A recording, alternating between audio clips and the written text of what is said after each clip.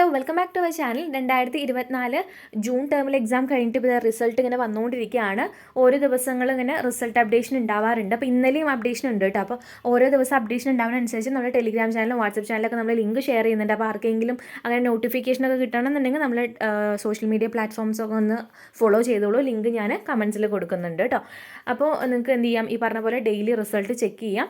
Result check ചെയ്ത് അത് പാസ്സാണോ ഫെയിലാണോ നോക്കാം. അപ്പോൾ നിങ്ങൾക്കത് പാസിംഗ് മാർക്ക് ഉണ്ടോ ഇല്ലയെന്ന് അറിയാൻ വേണ്ടിയിട്ട് നിങ്ങൾക്ക് പാസിംഗ് മാർക്കിൻ്റെ വീഡിയോ കാണാവുന്നതാണ്. അതിൻ്റെ ലിങ്ക് ഞാൻ എന്ത് ചെയ്യാം ഡിസ്ക്രിപ്ഷനിൽ കൊടുക്കുന്നുണ്ട്. നമ്മൾ മുന്നേ വീഡിയോ ചെയ്തതാണ് കേട്ടോ. Normally diploma certificate UG പ്രോഗ്രാമിനൊക്കെ 35%, PG പ്രോഗ്രാമിന് 40% ഒക്കെയാണ് പാസിംഗ് മാർക്ക് വരുന്നത്. പിന്നെ MBAക്കൊക്കെ ഗ്രേഡിംഗ് സിസ്റ്റം ഒക്കെയാണ്. അതിൻ്റെയൊക്കെ നമ്മൾ ഡീറ്റെയിൽ വീഡിയോ ഇട്ടതാണ്. ലിങ്ക് ഞാൻ ഡിസ്ക്രിപ്ഷനിൽ കൊടുക്കുന്നുണ്ട്. ഡൗട്ട് ഉണ്ടെങ്കിൽ പാസിംഗ് മാർക്കിൻ്റെ വീഡിയോ കണ്ടോളൂ. അപ്പം പല ആൾക്കാരും പാസ്സായിട്ടുണ്ടാവും.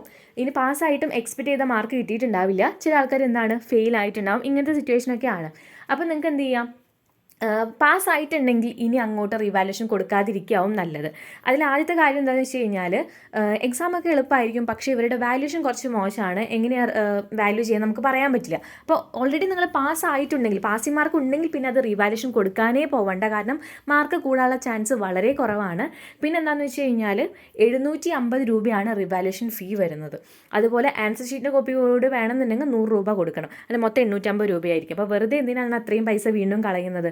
അപ്പോൾ നമുക്ക് എന്തായാലും അത് ചെയ്യാൻ പറ്റില്ല. പിന്നെ ഉള്ളതാണ് ഇമ്പ്രൂവ്മെൻറ്റ്. ഇഗ്നോയിൽ ഇമ്പ്രൂവ്മെൻറ്റ് എക്സാം ഇല്ല. പാസ്സായി കഴിഞ്ഞ് കഴിഞ്ഞാൽ പിന്നെ അത് മാർക്ക് കൂട്ടി എഴുതിയെടുക്കാനുള്ള ഓപ്ഷനൊന്നുമില്ല. കിട്ടിയ മാർക്ക് വെച്ച് നമ്മൾ സമാധാനിക്കേണ്ടി വരും. ഓക്കെ, ഇനിയുള്ളത് എന്താ വെച്ച് കഴിഞ്ഞാൽ, ഫെയിലായവരുടെ കേസ്. ഫെയിലായിട്ടുണ്ടെങ്കിൽ നിങ്ങൾക്ക് എക്സ്പെക്റ്റ് ചെയ്ത മാർക്ക് കിട്ടാതെയാണ് നിങ്ങൾ ഫെയിലായിട്ടുള്ളതെങ്കിൽ നിങ്ങൾക്ക് എന്ത് ചെയ്യാം, റിവാലുവേഷൻ കൊടുക്കാം. പക്ഷേ റിവാലുവേഷൻ ഞാൻ പ്രൊമോട്ട് ചെയ്യില്ല. ഈ പറഞ്ഞ പോലെ 750 രൂപയാണ് ചാർജ് വരുന്നത്.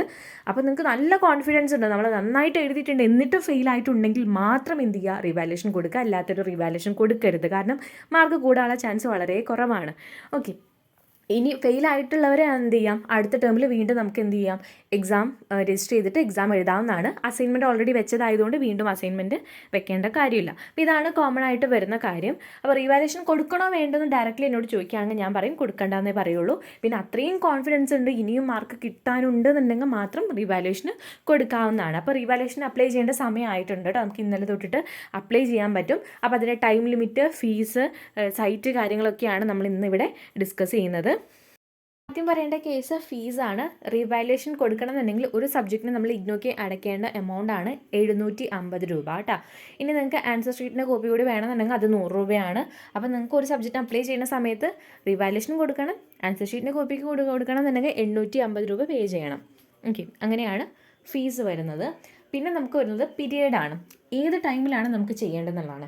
അപ്പോൾ റിസൾട്ട് എങ്ങനെയാണ് വരുന്നത്, ഓരോ സബ്ജക്റ്റ് ഓരോ ദിവസങ്ങളൊക്കെ ആയിട്ടാണ് വരുന്നത്. ചിലപ്പോൾ നിങ്ങളുടെ ഫ്രണ്ടിൻ്റെ റിസൾട്ട് വന്നിട്ടുണ്ടാവും, ചിലപ്പോൾ നിങ്ങളുടെ വന്നിട്ടുണ്ടല്ല. കാരണം വാല്യുവേഷൻ കഴിഞ്ഞതനുസരിച്ചിട്ടാണ് ഓരോ സബ്ജക്റ്റിനും റിസൾട്ട് നിങ്ങൾക്ക് വരുന്നത്. ഓക്കെ, അപ്പോൾ റീവാലുവേഷൻ എങ്ങനെയാണെന്ന് വെച്ച് കഴിഞ്ഞാൽ എല്ലാ സബ്ജക്റ്റിനും ഒരേ ഡേറ്റ് അല്ല വരുന്നത്.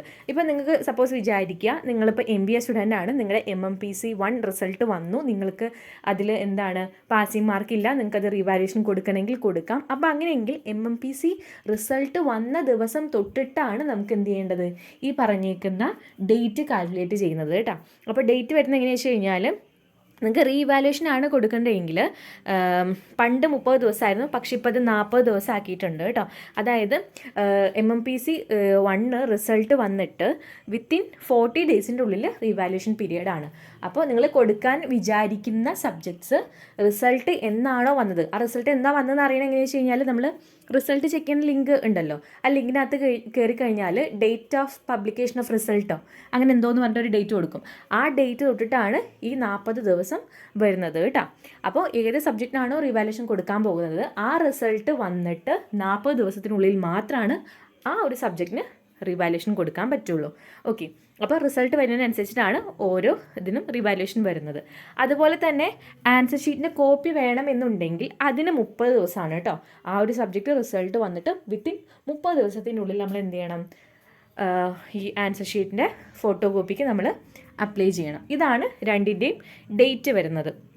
ഓക്കെ, ഇനി പറയാനൊരു ഇമ്പോർട്ടൻറ്റ് കാര്യം, നമുക്ക് ഈ റിവാലുവേഷനും ആൻസർ ഷീറ്റിൻ്റെ കോപ്പിയും കാര്യങ്ങളൊക്കെ എല്ലാത്തിനും പറ്റില്ല. തിയറി എക്സാമിന് മാത്രമേ പറ്റുള്ളൂ. അസൈൻമെൻറ്റ് റിവാലുവേഷൻ കൊടുക്കാൻ പറ്റില്ല, പ്രാക്ടിക്കൽ എക്സാം കൊടുക്കാൻ പറ്റില്ല, അതുപോലെ വൈവ അങ്ങനത്തെ സംഭവങ്ങളൊക്കെ ഉണ്ടാവില്ല, അതിനൊന്നും റിവാലുവേഷൻ ഇല്ല. തിയറി എക്സാമിന് മാത്രമാണ് ഈ പറഞ്ഞേക്കുന്ന റിവാലുവേഷനും ഫോട്ടോ കോപ്പി ഓഫ് ആൻസർ സ്ക്രിപ്റ്റൊക്കെ വരുന്നുള്ളൂ കേട്ടോ. അപ്പോൾ ഇതാണ് ഇഗ്നോയുടെ ഒഫീഷ്യൽ സൈറ്റിന്. അതിനകത്ത് രജിസ്റ്റർ ഓൺലൈനിൽ പോയി കഴിഞ്ഞാൽ ഇവിടെ റീവാലുവേഷൻ എന്ന് പറഞ്ഞേക്കുന്ന ഒരു ഭാഗമുണ്ട്. ഇവിടെ വന്നു കഴിഞ്ഞാൽ ഡിസംബർ 2023 അപ്ലൈ ചെയ്യാനുള്ളതും 2024 ജൂൺ എക്സാമിന് അപ്ലൈ ചെയ്യാനുള്ള സൈറ്റാണ് വരിക. താഴോട്ട് പോയി കഴിഞ്ഞാൽ ഇവിടെ ഒരു ഡിക്ലറേഷൻ ഉണ്ട്, അത് കൊടുക്കുക, ഐ അഗ്രി ആൻഡ് പ്രൊസീഡ് ചെയ്യുക. അപ്പോൾ ഇതാ ജൂൺ എക്സാമിൻ്റെ ലിങ്കും കാണും, അതുപോലെ തന്നെ ഡിസംബർ എക്സാമിൻ്റെയും ലിങ്കും കാണും. അപ്പോൾ നമ്മൾ ഇപ്പോൾ ജൂൺ എക്സാമിൽ എഴുതിയിട്ടാണല്ലോ നമുക്ക് റിസൾട്ട് വന്നിട്ട് റിവാലുവേഷൻ കൊടുക്കേണ്ടത്. സോ അതിൻ്റെ ലിങ്ക് എടുക്കുക. അപ്പോൾ ഇതാ റിവാലുവേഷൻ ചെയ്യാനുള്ള പ്രോസസ്സും കാര്യങ്ങളൊക്കെ ഇവിടെ ഉണ്ട് കേട്ടോ. അപ്പോൾ നിങ്ങൾക്ക് ഇവിടെ ചെയ്യാവുന്നതാണ്. ഇഗ്നോറൻസ് റിവാലുവേഷൻ പ്രോസസ്സ് ചെയ്ത് കൊടുക്കേണ്ട ആർക്കെങ്കിലും സർവീസ് ആവശ്യമുണ്ടെങ്കിൽ വാട്സാപ്പ് നമ്പർ ഞാൻ താഴെ കൊടുക്കുന്നുണ്ട്. അതിനകത്തേക്ക് റിവാലുവേഷൻ എന്ന് പറഞ്ഞ മെസ്സേജ് അയച്ചാൽ മതി കേട്ടോ. സർവീസ് ചെയ്ത് തരുന്നതായിരിക്കും. 150 റുപ്പീസാണ് സർവീസ് ചാർജ് വരുന്നത് കേട്ടോ. Okay, by.